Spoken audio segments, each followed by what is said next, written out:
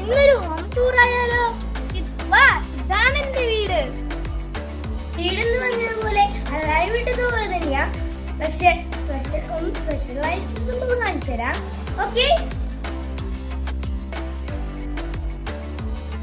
അല്ലാതെ അവരുടേതായ സവിശേഷതകളാണ്. ഇതാണ് ഏറ്റവും സ്പെഷ്യലായ എന്റെ